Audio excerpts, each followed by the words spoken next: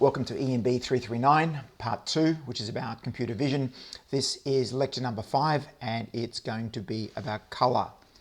Just a quick recap of what we've covered in some previous lectures. We talked a number of times about images simply being a big bag of numbers, a large rectangular array of numbers, or a matrix of numbers if you like. The numbers are either 8-bit signed integers between 0 and 255 or floating point numbers between 0 and 1. The larger numbers represent white areas or brighter parts of the image. Smaller numbers represent darker parts of the image.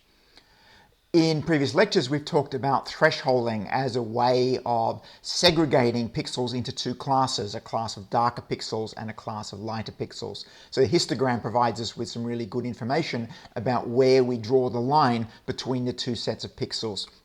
And in MATLAB, a thresholding operator is very simply a comparison operator, a logical comparison operator that produces a logical image which we can display, and in a logical image, true is displayed as white and false is displayed as black. So these so-called binary images are very easy to process. We talked about how we can use moments to determine the area and the centroid of a white object, what we call a blob, in a scene. So a bunch of white pixels that are adjacent to one another is a blob, and we can determine its area and its centroid. Now, in the case where there are multiple blobs in the scene, the simple moment-based technique won't work. So we need to perform an initial transformation, which we call connectivity analysis or blob labeling or region labeling. And what we do is we transform that input image where the pixels are either 0 or 1 into an image where the pixels are either 1, 2, 3, 4 or 5. And the value of the pixel is the number of the blob that pixel belongs to. So the blob in the top left corner that's labeled 2 there, all of the pixels in that right hand image in that grey blob have got the value of 2, and they indicate then that all of those pixels belong to a set of pixels that are connected together, and that is the second blob. So we have 4 white blobs, 2, 3, 4 and 5, and we have one large black blob which is labeled 1.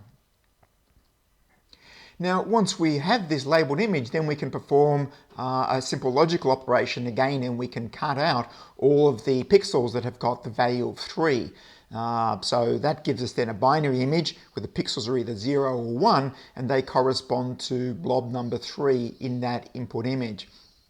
Now, this is a really handy thing to do because we already learnt how to use moments to determine the centroid and the area of a single blob. So we've transformed a scene with multiple blobs into a labeled image from which we can extract one blob at a time and analyze its position and its area. All this is wrapped up into a machine vision toolbox function that performs blob analysis. So we put in a binary image like that shown there, and it pumps out a bunch of information for each blob. It tells us the area, it tells us the centroid, it tells us the color, whether it's black, it's got a color of 0, a black blob, or a color of 1, meaning it's a white blob. It tells us whether the blob touches the edge of the image. It tells us something about which blob is the parent of each blob. Now, there is a bunch of parameters in the middle here, theta and b over a, and they are related to the aspect ratio of the blob and the angle or the orientation of the blob. And that's something we'll get to in a future lecture, because we'll need to use that for the prac. So that's blob analysis. What I want to do now in this lecture is kick over and talk about color, because so far all we've talked about are grayscale images, tones between black and white. Color is a really, really important concept to human beings. It's very helpful in distinguishing different sorts of objects in the world. And I really like this quote because it really brings home the fact that color is a continuum. There are many colors in the rainbow, but it's very, very difficult to determine exactly where one color finishes and the next color begins. So an obvious question about colors is, how many colors are there? And I looked up a few sources of information to find out how many colors there are. Classically, we believe that there are 7 colors in the rainbow. I think we're taught this in primary school: red, orange, yellow, green, blue, indigo, and violet. Crayola make a range of 120 crayons. In the HTML web language, there are 121 colors with names, though you can specify an arbitrary number of colors by giving the actual amount of red, green, and blue in numeric form. Many Unix and Linux computers use a windowing system called X11, and that contains a database of colors. And the version I looked at had 881 colors in it. So everything from sky blue, dark slate, medium orchid, they're all in this database file. And the study done way back in 1930 found that there were almost 4,000 words in the English language that corresponded to colors, had something to do with color. A bit more color trivia. This is a study that was done a little while ago with about 1.5 million web users. And what they did is they just put up swatches of color and asked people to give it a name. And so here is the consensus across 1.5 million web users of the boundaries between named colors.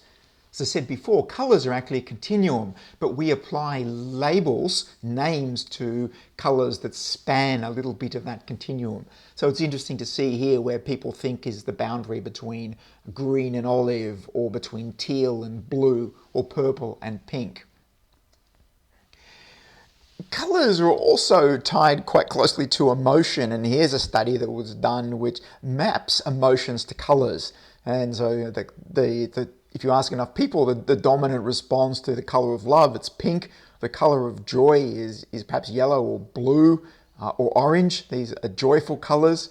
There is no color for surprise. Anger is considered to be white. I guess someone is white with anger. Red, green is a surprise to me. Red and white I could believe. Purple I could believe too. Sadness associated with colors like black, brown, grey. Fear is white, and so on. So that's an interesting way. It tells us something about how important color is to human beings, that we associate it with these very powerful emotional states. Yep, still more trivia. Here's an example of the frequency of the use of color words in language. You see the most popular ones: black, white, red, green, blue. These are very, very fundamental colors, if you like, through to quite obscure colors like ultramarine, chartreuse, and teal. So color is clearly very, very important to human beings. Just the final piece of trivia is that the most common color words are often the oldest. So if we look at the age of a word that we use for color, the oldest ones go back to perhaps 1,300 years. These names have been with us, and they're also the most popular. And you can see that there's a steady influx of color words.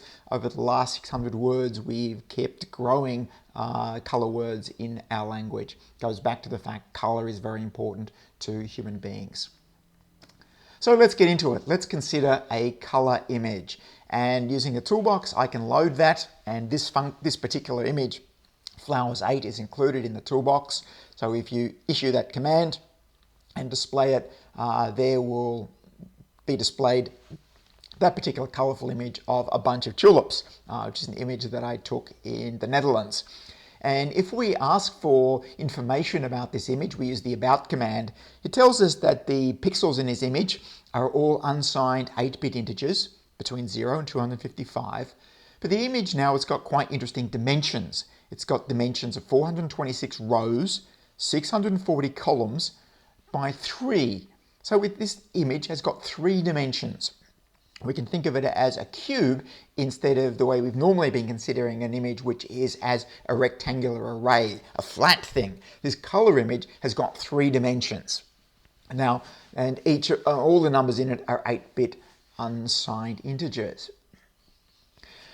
So each of these extra dimensions, these three extra dimensions that this image has, we can consider them as individual images. So the first of those dimensions is the red image, the next dimension is the green image, and the third one is the blue image. And so if we look at these images, we can see some things that are quite interesting. If we look at the red image to start with, we can see that it's actually got the flowers all quite bright in that, and the background is actually quite dark. So what that says is each of those flowers, the pink flowers and the red flowers, have all got quite a lot of red in them. If we look at the green image, the contrast isn't quite so great. We can see that there's some green in each of the flowers, but there's also quite a lot of green that's clearly obvious in the foliage. If we look at the blue image, we can see that there's some blue in all of the flowers as well. We can see that there's not much blue in the foliage. The foliage looks quite dark in the red image and the blue image. But in the blue image, it's quite clear. The flowers, the little blue flowers in the background are quite clear. They're quite bright because those little blue flowers have got a lot of blue in them. So these images are the amount of redness, the amount of greenness, and the amount of blueness at each particular pixel. So another way to visualize these three images, the redness image, the greenness image, and the blueness image, is to consider them as a stack of images. So here's the blue image, the green image, and the red image. And I've sort of laid them on top of each other. Now, if we're interested in the value of a pixel at a particular coordinate, at the coordinate u and v, what we have to do is drill back through this stack of images. And this is the way I think about it. I think of drilling down through this stack of images to pick up the red value, the green value, and the blue value. So what's important now is when I look at the value of a pixel for a color image, it's not a scalar like it was in the case of a grayscale image. It's not a single number. It's three numbers. We call it a 3-vector. It's also called a tristimulus value. So at each pixel, we're interested in the amount of red, the amount of green, and the amount of blue. Now, let's look at how we address these or index these matrices in MATLAB. We've talked before about how we handle a two-dimensional matrix, and MATLAB considers that the first subscript is the row, the second subscript is the column. Now, this is a little bit problematic for images because we generally think of the horizontal coordinate first and the vertical coordinate second. So we have to do this flip. Right, so the row number, which is the vertical coordinate, comes first. The column number, the horizontal coordinate, comes second. Normally when we have a graph, we refer to the coordinates x, y, horizontal first, vertical second. Always got to keep this in mind. It's a bit of a trap when representing images as MATLAB matrices. Now, when we talk about a three-dimensional matrix, there are now three subscripts. The first two are the same. So we have the column number, we have the row number, then we have the column number, and then we have what we refer to as the plane. And I've shown that graphically there as a stack of two-dimensional matrices, one behind the other. So P says which matrix in that stack we're talking about. So plane 1 is the one that's on top, plane 2 is the one behind it, plane 3 is the one behind that, and so on. MATLAB actually allows you to have an arbitrary number of dimensions, but in our case, in this unit at least, we'll only be looking at three-dimensional matrices. So let's index into that colorful image of flowers, and we want to say what's the value of the pixel at row 100 and column 200. And we're interested in the value across all of the planes. So we put the wildcard operator there, the colon. And MATLAB gives us this rather funny response. It actually gives us three answers to this particular query. And it's giving us the answer for plane 1, it's 208. The answer for plane 2 is 154, and so on.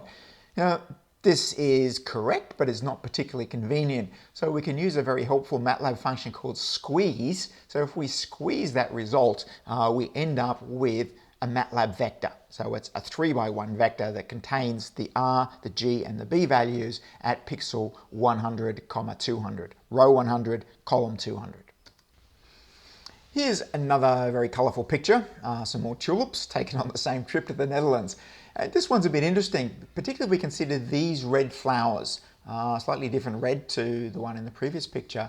If we look at them in the green and blue images, we see that those red flowers are almost black. So this particular red contains very, very little green and very, very little blue. If we look at the yellow flowers in the middle there, we see that they're quite bright in the red image and the green image, but they are black in the blue image. So those yellow flowers contain a fair amount of red and a fair amount of green, but no blue. And the white flowers on the left-hand side contain almost equal amount of red, green, and blue. So white is an equal mixture of red, green, and blue. So this is some interesting phenomena in these particular collection of flowers.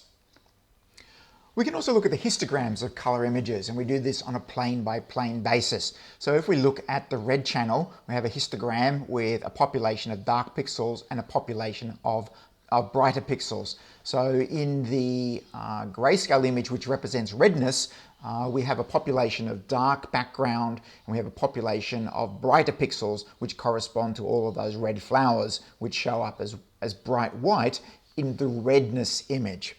The green image is not quite so interesting. It's just got one sort of large peak around fairly dark pixels, and blue also has got quite a peak of very, very dark and then an almost steady amount of pixels, of intensities spanning of pixels spanning a range of intensities.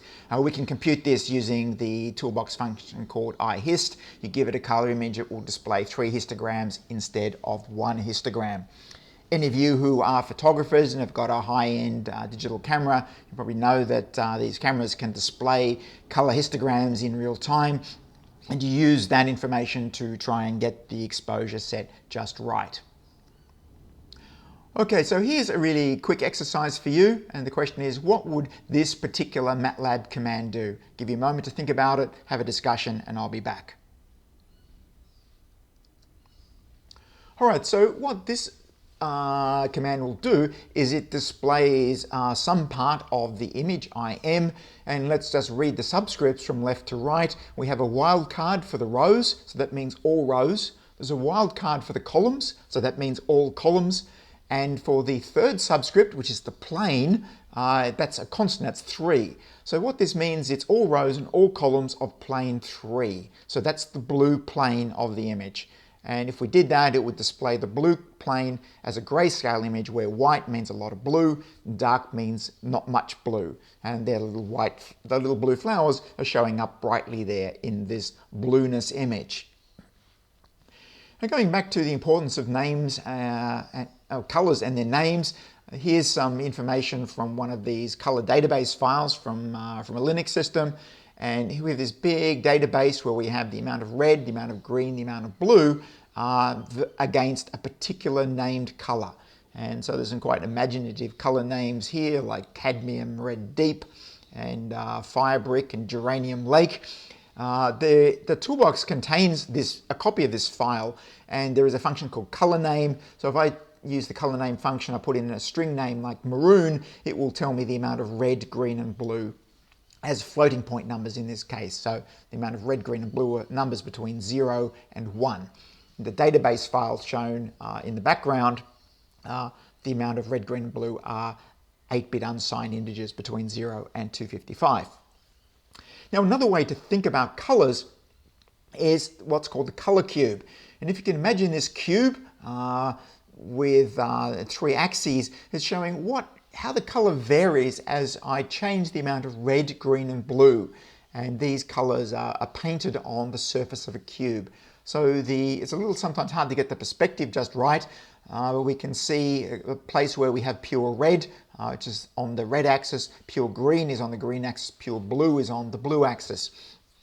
Where we have equal amounts of red, green, and blue, that's white, as I mentioned earlier. So the corner that's nearest to us, looking at the cube, is the white corner. And we see gradations of color across the surface of this cube. And if we cut into this cube, we'd see even more gradations of color.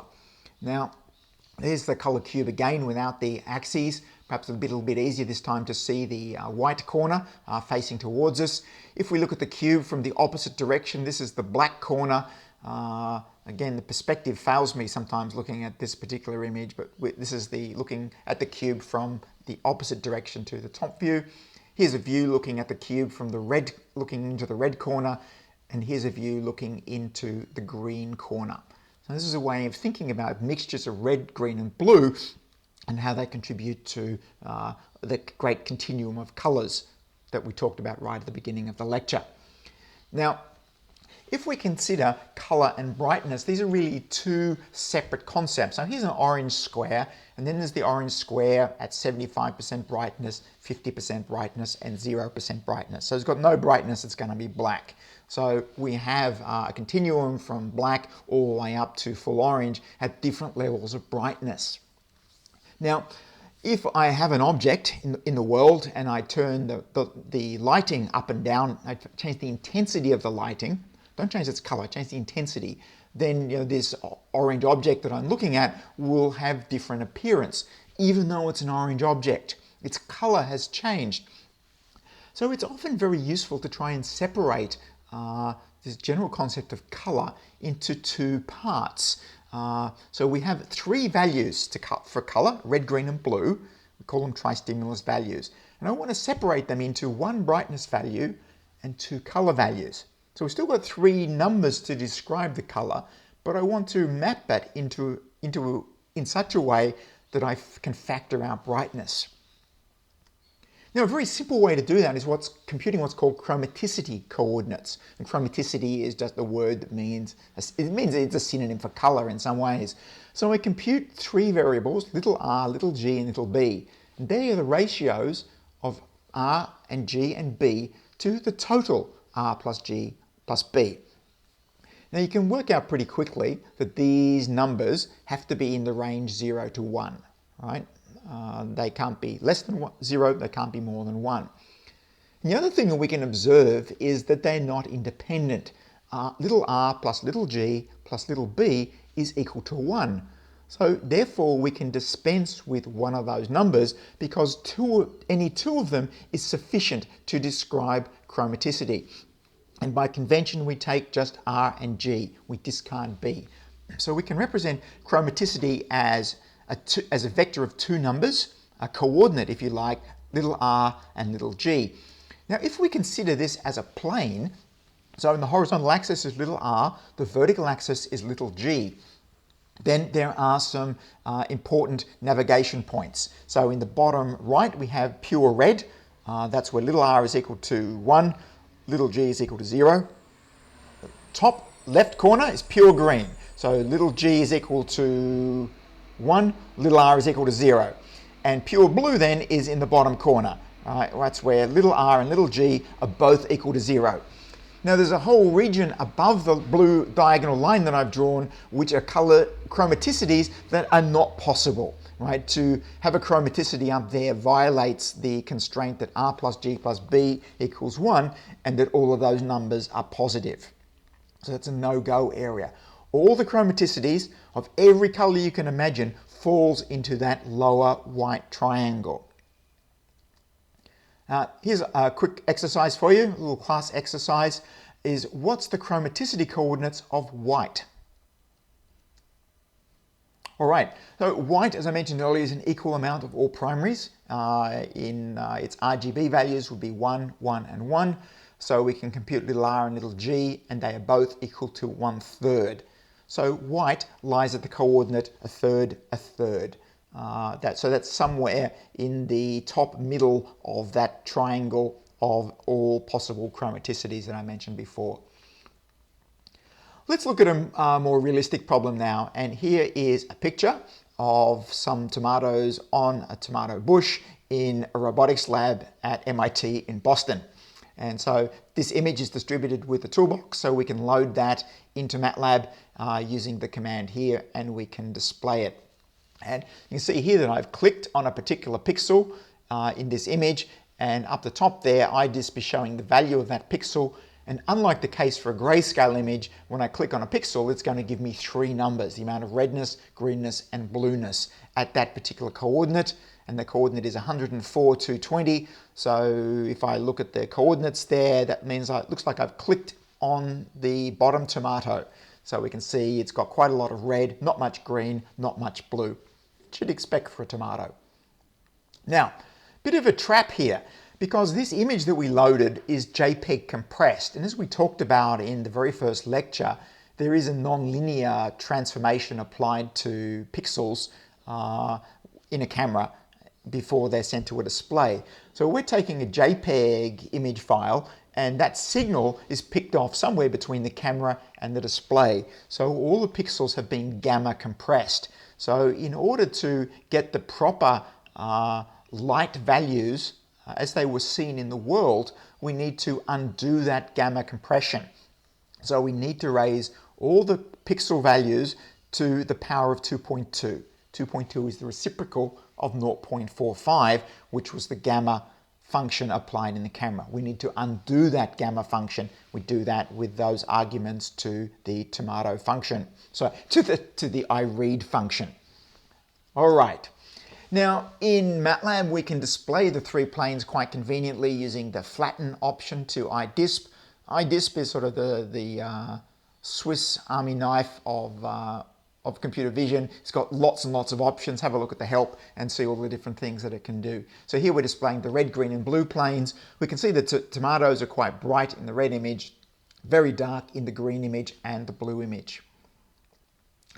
Now I can compute the sum of the red and green and blue planes by just summing them up in MATLAB, and I can display that sum, and that's effectively a grayscale equivalent image. It's a quick and dirty way of converting a color image to a grayscale image. It's often used, often the symbol Y is used to represent a grayscale image. Now what I've done now is drawn a little line, the yellow line from the top of the yellow line searching downwards, and I'm plotting the intensity along that line, and that's the graph shown in the top right. And we can see that the gray values are very, very dark for a while. They jump up as we cross that bright band at the top of the tomato. It goes down again, and then there's a wider bright band on the tomato, and then it decays gradually. So what we can see on this tomato is a reflection. The tomato is actually quite shiny, and it's reflecting two of the lights in the room, and that's why we see those white patches on the tomato, and that's going to be problematic. Now, what I've done here is to compute chromaticity, and if I've got a matrix which contains the red image, that's a grayscale image of redness, and I do an element-wise division with another image which is the sum of all pixels, effectively the grayscale equivalent, and I use the dot/slash operator, which means I want to divide pixel by pixel rather than perform a matrix division, which involves computing a matrix inverse. So in MATLAB, very, very simple to compute chromaticity, little r and little g, and here are the chromaticity images. And we can see that the tomato is very bright in the little r image, and it's very dark in the little g image. But we also note that where there are those reflections, those shiny bits on the tomato, the R value is quite low.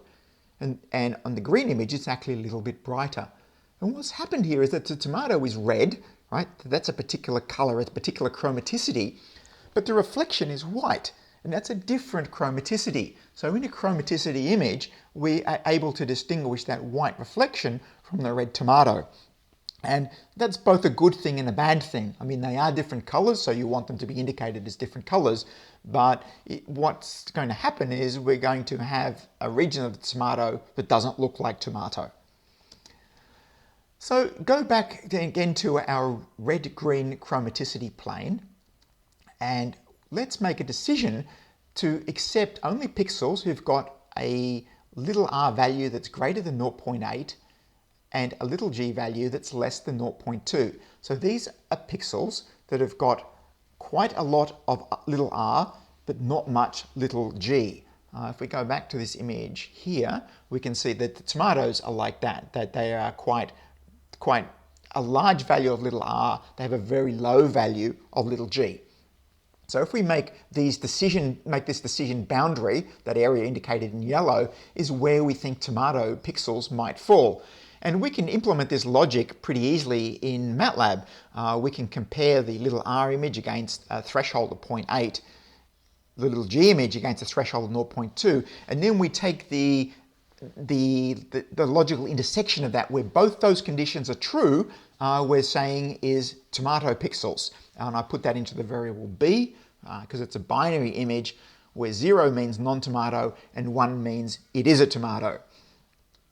And we have a bit of a problem because the tomato is a bit ragged around the top, and the second tomato is incredibly ragged. There's not very much of it really that we can see. Certainly doesn't look anything like a circle, which is what we might expect a tomato to look like. But nevertheless, we've got a binary image. We can pump that into the toolbox function called iBlobs, and we can ask for all the blobs that have got an area between 20 pixels and an infinite number of pixels. So that's going to throw away little blobs. We're going to ask for only the blobs that have got a class of 1. That is the white ones. We're not interested in the background, which has got a class of 0. And the function is going to return us 2 blobs. And we can find the centroid and the area of those 2 blobs. And using some of the functions you've seen before, we can then plot a box around those blobs. We can plot an asterisk and the centroid of the blobs. And if I was building a robot that had to go and grab a tomato, this is pretty useful information. I know that this is a red thing, I know how big it is, and I know whereabouts it is in the image, and that's going to be very handy if I was going to reach out my robot arm and grab the tomato. Okay, let's recap what we covered in this lecture. We've talked about a color image which comprises 3 planes, and each plane's a grayscale representation of the intensity of that corresponding color. The value of a pixel in a color image is a 3 vector. We call it a tri-stimulus value. It's the amount of redness, greenness, and blueness at a point. This tri-stimulus value describes brightness as well as color. So we've factored that out into intensity, which is a scalar value, and chromaticity, which is the essence of the color independent of the intensity, and that's a 2 vector. And we've used that to segment or distinguish a particular color object within a scene. That's it for this lecture. We're going to put some of these principles into practice in the next tutorial and the next prac. Thanks for your attention.